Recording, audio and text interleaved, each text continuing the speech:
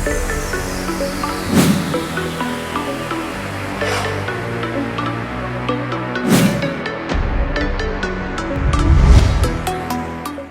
Hello welcome to వింతలు విచిత్రాలు. ప్రపంచంలో జరిగిన కొన్ని వింతలు విచిత్రాల గురించి ఈరోజు మనం చర్చించుకుందాం.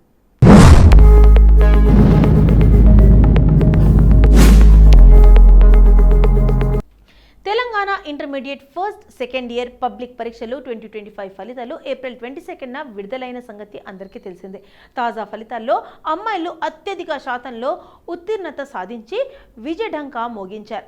మొత్తం ఫస్ట్ ఇయర్ ఫలితాల్లో బాలికలు 73.83%, 74.21% చొప్పున గరిష్ట స్థాయిలో ఉత్తీర్ణత సాధించారు. అయితే ఇంటర్ ఫస్ట్ ఇయర్ ఫలితాల్లో ఓ విద్యార్థినికి బైపీసీ గ్రూప్లో 440 మార్కులకు గాను ఏకంగా 434 మార్కులు వచ్చాయి. అంటే కేవలం 6 మార్కులు మాత్రమే తగ్గాయన్నమాట. ఇన్ని మార్కులు వేర్వేరైనా ఎగిరి గంతేస్తారు. కానీ ఓ విద్యార్థిని మాత్రం మార్కులు చూసుకొని వెక్కి వెక్కి ఏడ్చింది.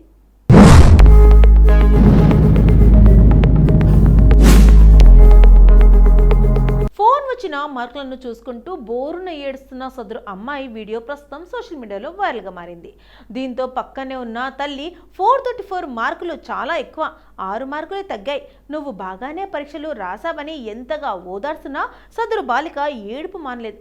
ఓవైపు తక్కువ మార్కులు వచ్చిన వాళ్లే రోడ్డెక్కి కాలర్ ఎగిరేసి తిరుగుతుంటే టాప్ మార్కులు తెచ్చుకున్న ఈ అమ్మాయి మాత్రం ఇలా బోరున ఏడవడం చూసినా వారంతా అవాకవుతున్నారు. ఇంతకీ మీరేమంటారు? ఇన్ని మార్కులు వస్తే మీరైతే ఏం చేస్తారు?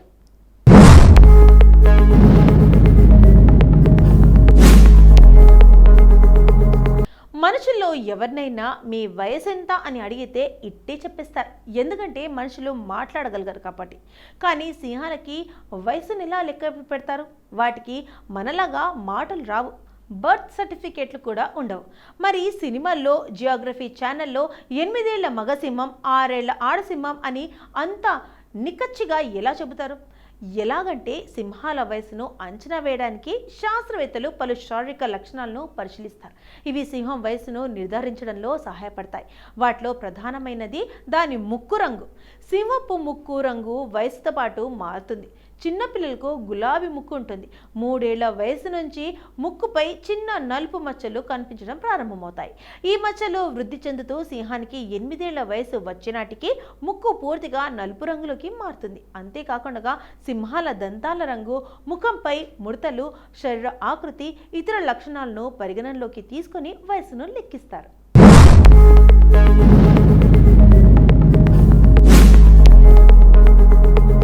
బోనస్గా ఇంకో విషయం, సింహాల జీవితకాలం అడవుల్లో 8 నుంచి 12 సంవత్సరాలు, జూలో 18 నుంచి 20 సంవత్సరాలు. ఇప్పటి వరకు అత్యధికంగా 20 సంవత్సరాలు బ్రతికిన సింహం పేరు జెండా. వెతకబోయిన తీర్థం ఎదురైనట్టు, వెతకబోయిన తీగ కాలికి తగినట్లు అనేది దీనికి సమానార్థకమైన సామెత. పరిస్థితులు సంపూర్ణంగా అనుకూలించడం, కాలం కలిసి రావడం అనేలాంటివి అర్థాల్లో ఈ జాతీయ ప్రయోగం కనిపిస్తుంది. పూర్వకాలం పుణ్యం కోసం దేశంలోని ఎక్కడెక్కడో ఉన్న తీర్థక్షేత్రాలను అన్వేషించి అక్కడికి వెళ్ళి తీర్థ స్నానం చేసి వస్తూ ఉండేవారు. అలాంటి రోజుల్లో ఆవిర్భవించిన జాతీయం ఇది. ఓ వ్యక్తి ఒక తీర్థక్షేత్ర మహిమను గుర్తించి విన్నాడట. ఆ క్షేత్రం ఎక్కడ ఉందో తెలుసుకోవాలని ప్రయత్నం చేస్తున్నంతలోనే తన ఎదురుగా ఉన్నది తాను విన్న తీర్థమేనని తెలుసుకొని ఎంతో ఆనందించాడట. ఏమాత్రం కష్టపడకుండా ఇలా తమకు కావలసినవి తమ సమీపంలోనే ఉన్నాయని తెలుసుకున్నప్పుడు, లేదా తాము వెతుకుతున్న వారు తమకు ఎదురైనప్పుడు ఈ జాతీయాన్ని వాడటం కనిపిస్తుంది. వెతకపోయినా తీర్థం ఎదురైనట్టు, నీకోసం బయలుదేరుతుంటే నీవే ఎదురొచ్చావు, సంతోషం అనేలాంటి ప్రయోగాలున్నాయి.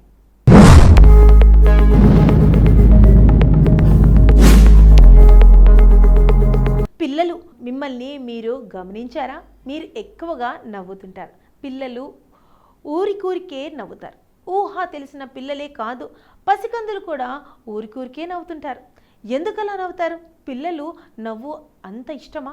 పిల్లలు మాటలు వచ్చేంత వరకు 2 రకాలు మాత్రమే కమ్యూనికేట్ చేయగలరు. ఒకటి నవ్వడం, రెండవది ఏడవడం.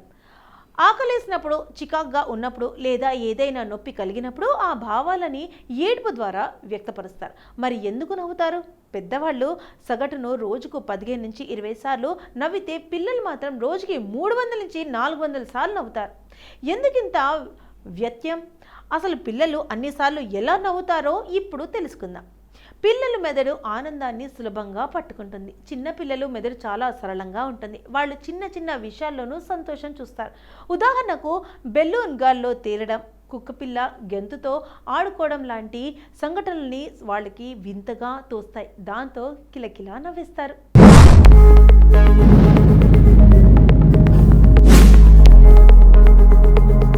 నవ్వు వాళ్లకు ఒక భాష లాంటిది. పిల్లలు ఇంకా పూర్తిగా మాట్లాడడం నేర్చుకోక ముందు నవ్వడం ద్వారా తమ భావాలను చూపిస్తారు.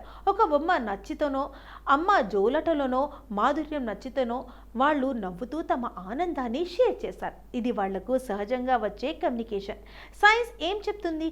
నవ్వడం వల్ల మెదడులో డోపమైన్ అనే హ్యాపీ కెమికల్ విడుదలవుతుంది. పిల్లల మెదడు ఈ డోపమైన్ను చాలా త్వరగా సులభంగా రిలీజ్ చేస్తుంది. అందుకే వాళ్ళు ఒక చిన్నపాటి చెక్కెలి గింతకి కూడా పొట్ట చెక్కెలయ్యేలా నవ్వుతారు. పిల్లలు క్యూరియస్ ఎక్స్ప్లోరర్స్. పిల్లలు ప్రపంచాన్ని ఒక అద్భుతంగా చూస్తారు. కాగితం ముక్కను చించడం, బబుల్ పగలడం, లేదా నీవు వాళ్లతో సిల్లీ గేమ్ ఆడడం, ఇవన్నీ వాళ్లకు కొత్తగా ఫన్నీగా అనిపిస్తాయి.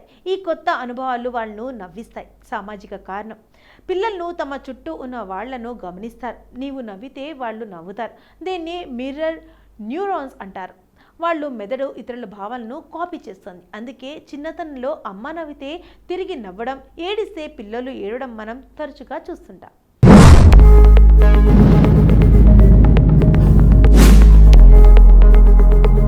తయారు చేసి విక్రయిస్తే కోట్లు వస్తాయని నమ్మించింది.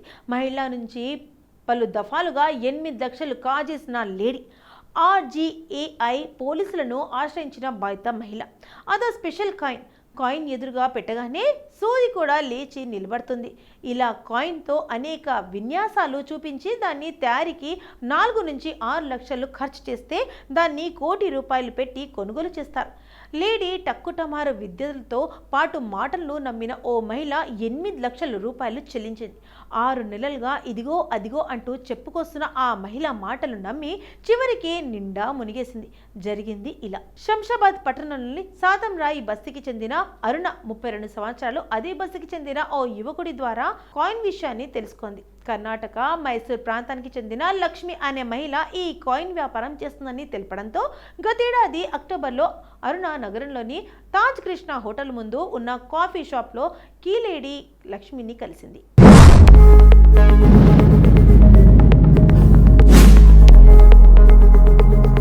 లక్ష్మి మరోమారు వీడియోలో కాయిన్ చూపించి దాన్ని తయారు చేయడానికి సుమారు 6 లక్షల వరకు ఖర్చు అవుతుందని తయారు చేసి దాన్ని అమ్మి కోటి రూపాయల వరకు ఇస్తానని నమ్మించింది.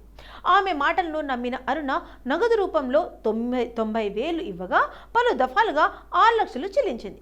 తనిఖీలు కాయిన్ చేసిన తర్వాత తాను ఉంటున్న హోటల్లో తనిఖీలు జరగడంతో దాన్ని అక్కడే పాడేసి వెళ్లాలని బుకాయించింది. తనకు మరో 2 లక్షల వరకు చెల్లిస్తే ఈ దఫా కాయి తప్పకుండా చేసి విక్రయించి నీ కష్టం అంతా తీర్చేస్తానని నమ్మించింది. దీంతో మరోసారి మోసపోయిన మరో 2 లక్షల వరకు ఫోన్పే ద్వారా చెల్లించింది. ఎయిర్పోర్ట్లో హై డ్రామా. తాను పూర్తిగా మోసపోయినట్లు గుర్తించిన అరుణ ఎలాగైనా లక్ష్మిని పట్టుకొని పోలీసులకు అప్పగించాలని ఈ నెల 19న మరో వ్యక్తి డబ్బులు పెట్టేందుకు సిద్ధంగా ఉన్నాడని శంషాబాద్ ఎయిర్పోర్ట్కు రప్పించింది. ఆ రోజు మాట్లాడిన తర్వాత మరుసటి రోజు ఉదయం శనివారం కలుస్తానని చెప్పి నిందితురాలు అక్కడి నుంచి వెళ్ళిపోయింది.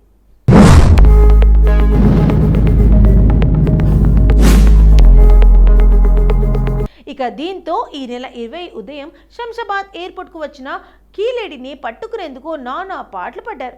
చివరికై పోలీసులు సాయంతో పట్టుబడింది. తాను డబ్బులు తిరిగి చెల్లించేందుకు సిద్ధంగా ఉన్నానని పోలీసుల సమక్షంలోనే నమ్మించింది. ఆ తర్వాత తనతో పాటు కారు ఎక్కాలని చెప్పిన లేడీ చాకచౌక్యంగా అరుణతో పాటు ఆమెతో పాటు ఉన్న మరో మహిళను తోసేసి తన వెంట వచ్చిన వ్యక్తితో కారుతో వేగంగా ఎయిర్పోర్ట్ నుంచి ఉడాయించింది. దీంతో బాధిత మహిళ బుధవారం సైబరాబాద్ పోలీస్ కమిషనర్ కార్యాలయానికి వెళ్లి తన గోడు వెళ్లబోసుకుంది. అక్కడి పోలీసులు సూచనల మేరకు గురువారం RGAI police station inspector Balaraju ముందు జరిగిన విషయాన్ని వెల్లడించడంతో పాటు లిఖిత పూర్వకంగా ఫిర్యాదు చేసింది. కీలేడి ఫోటోలు, ఫోన్పే ద్వారా చెల్లించిన వాటన్నింటినీ, పలు దఫాలుగా జరిగిన సంభాషణలు, రికార్డింగ్లను సమర్పించింది. బాధితురాల నుంచి ఈ మేరకు పోలీసులు ఫిర్యాదును తీసుకుని దర్యాప్తు చేపడుతున్నారు.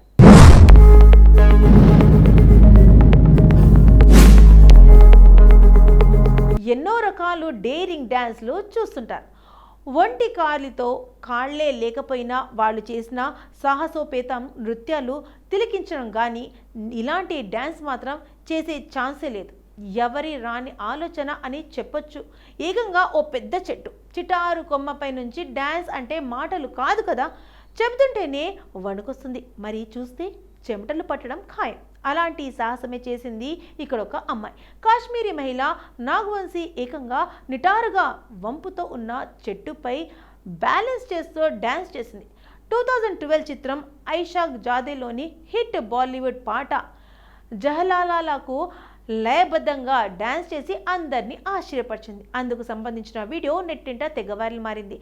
ఈ డేరింగ్ డ్యాన్స్ అందరినీ ఆకర్షించడమే కాక ఆందోళన రెత్తెక్కించేలా ఉంది. అయితే నెటిజన్లు మాత్రం సిస్టర్ నెక్స్ట్ ఈఫిల్ టవర్ పై ట్రై చేయండి అని ఒకరు, ఆమెను చూసి మరణమే భయపడుతుందని మరొకరు ప్రశంసిస్తూ పోస్టులు పెడుతున్నారు.